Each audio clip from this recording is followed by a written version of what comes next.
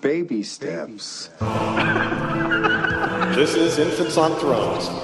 I'm looking for the further light and knowledge Father promised to send me. Baby steps. Baby steps. Look for the good in everyone. Hello and welcome back to Infants on Thrones. I'm Glenn Ostland, and I want to share something with you. It's a book that I've written. Not writing, written. It's all done. And in a large part, this book has grown out of my experience over the past 13 years with this Infants on Thrones podcast. So this is the first place I'm publishing it. Not in print form, not yet, but as podcast episodes. Because this is where it all started. Sorta. I'm working as a therapist now at the Spirit of Sonora in Mesa, Arizona, under the supervision of Richard Thomas, a Jungian therapist and a former listener of Infants on Thrones. People often ask what I specialize in, and I think the best way to describe it is realignment. Richard is helping me become a soul-centered, trauma-informed clinical mental health therapist. So I work with people experiencing anxiety, depression, compulsions, addictions, really any place where life feels out of balance. My role is to listen, to hold space, and to help guide people back into resonance with their own deeper selves. It's empowerment. It's reconnecting to the parts underneath all the layers of conditioning that we've picked up along the way. Because what I've come to discover from both our science and mythology is that whatever challenge you're experiencing, you're not broken, you're rewiring. Some might even say, an infant on a throne. So welcome. And if further light and knowledge is something you once craved, well, then here is some of the fruit of that tree.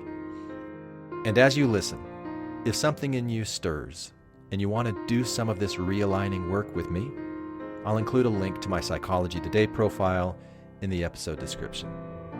If you live in Arizona, I can offer you therapy that might even be covered by your insurance. And if you don't live in Arizona, I can still work with you remotely as a life coach. I'm trained and experienced in both. And now, Hang on to your hats and glasses, because this here's the wildest ride in the wilderness. Chapter 4. Pain is a message, not a malfunction. Is it just me? Or do we spend most of our energy trying to silence pain before we ever ask it what it's trying to say? Maybe it's the tightness in your chest before a meeting, the heaviness behind your eyes that no nap can fix, the strange ache in your gut when you visit your parents. It doesn't always scream. Sometimes it hums, buzzes, glitches. And instead of listening, we reach for the scroll, the snack, the spreadsheet, the story.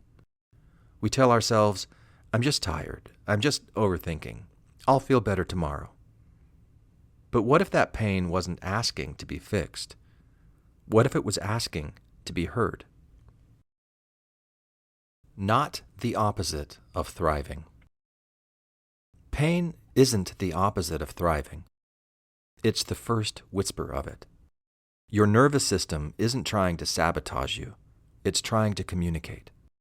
That tension in your shoulders? Maybe armor you didn't know you put on.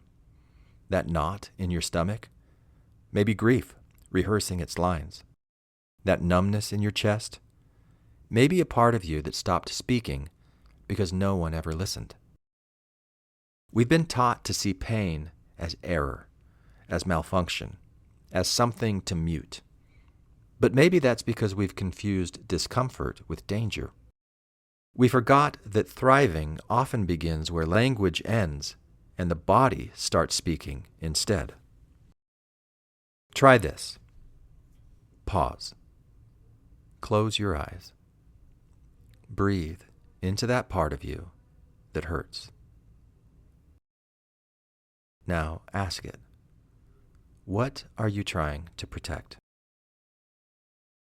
You might not get words, but you might get a flicker, a shift, a sigh, and that's enough. That's listening. Pain as signal. Pain is not random. It's not meaningless. It's patterned, purposeful, like a fire alarm, not the fire. Like a dream you forgot but still feel. In somatic therapy, we say the symptom is not the problem. It's the messenger. Your system isn't broken. It's adaptive. That shutdown after a hard conversation, your body conserving energy. That anxiety before a decision, possibly your intuition trying to speak before fear shuts it down. Even behaviors labeled maladaptive often serve sacred functions. Perfectionism may have once bought you belonging. Addiction may have once provided the only available relief. These aren't flaws, they're strategies, form born from function. And as long as the need remains, the form evolves, until you notice what's underneath. Remember in the preface when we asked, what if your anxiety, your compulsions, your shutdowns or outbursts weren't signs of failure, but signals, the ancient language of your nervous system trying to bring you back to balance? Let's return to that now and look a little closer. That tension in your chest, it might be your system scanning for threat, mobilizing just in case.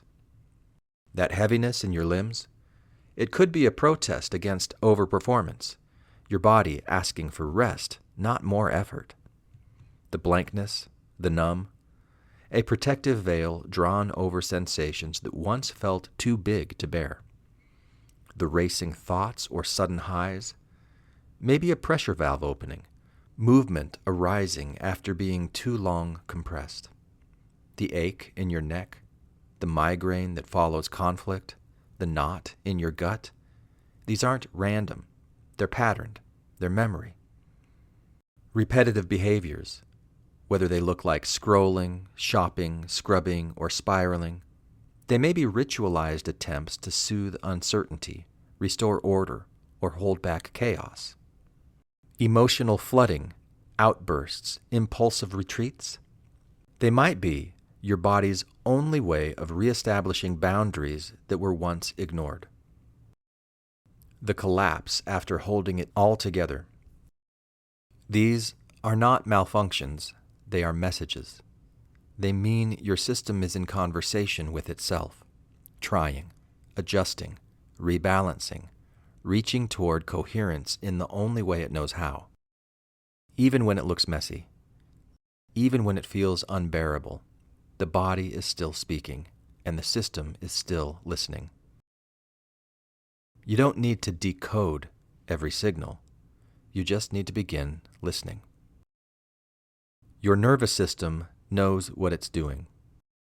Your nervous system is built to seek balance. Even when the signals seem chaotic, there's a rhythm, a pattern of protection, a recalibration. In polyvagal theory, the vagus nerve plays a central role in managing these states.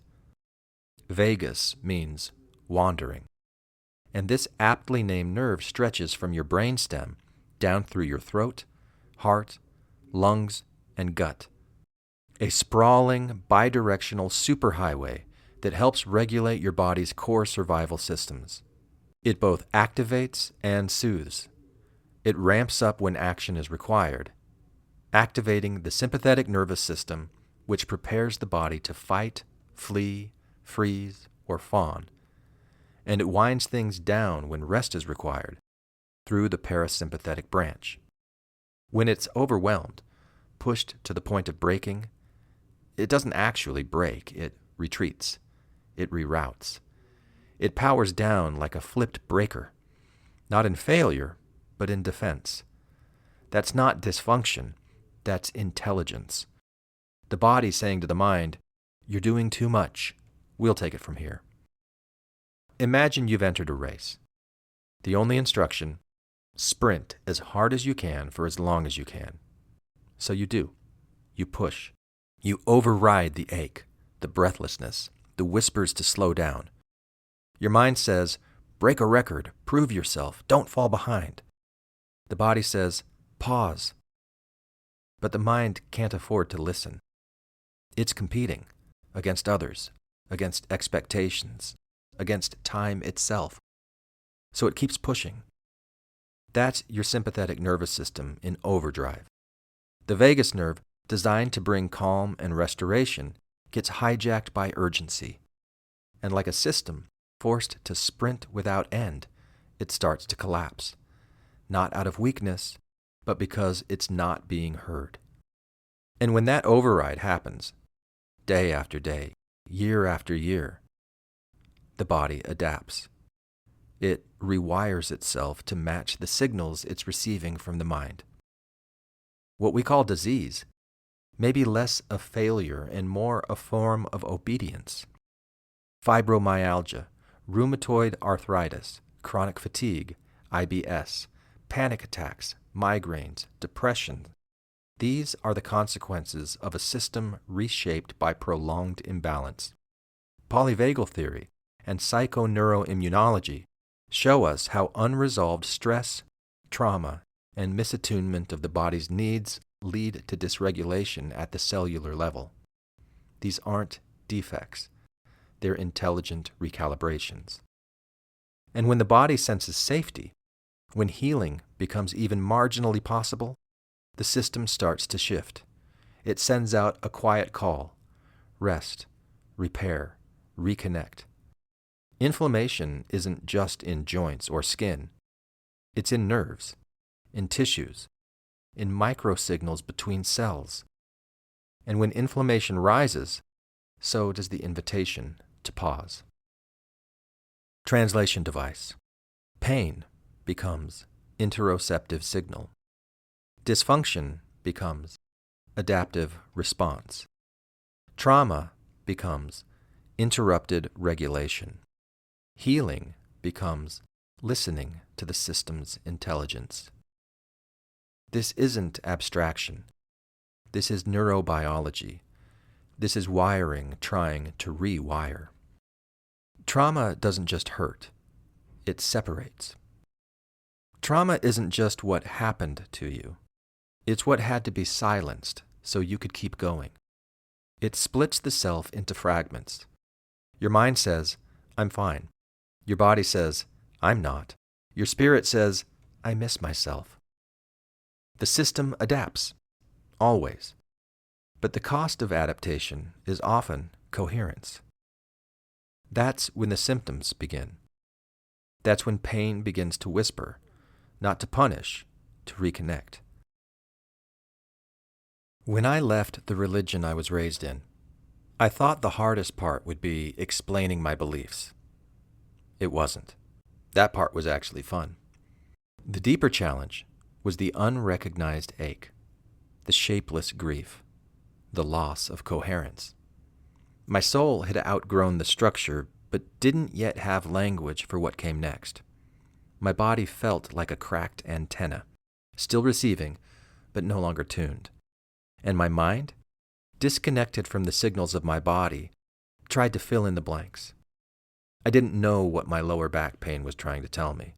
I wasn't listening to the steady rise in my blood pressure, or the way the numbness I felt inside mirrored the creeping numbers on the bathroom scale. My mind spun narratives, constructed meaning, looked for resonance wherever it could, mostly outside of myself, often in blame, ridicule, judgment. This person, that system, that broken institution. I didn't yet understand that the discomfort was coming from within, that my nervous system was trying to speak. And if you've listened to my mind expressing itself through podcasting over the past 13 years of Infants on Thrones, you can hear it, that hollow searching, that chrysalis stage where the old self dissolves and something unnamed begins to stir.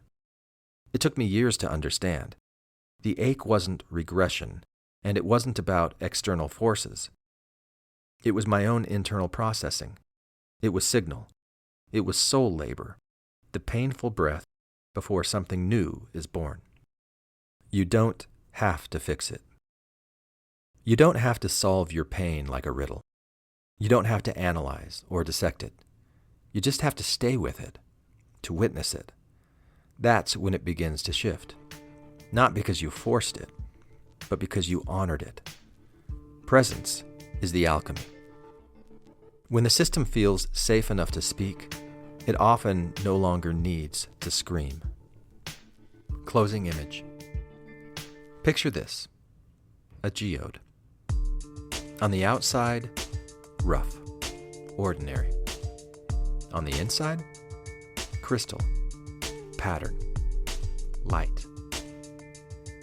Pain is the pressure that cracks you open, not to destroy, but to reveal. Because you're not broken. You're rewiring. Always. Thank you for listening to Infants on Thrones.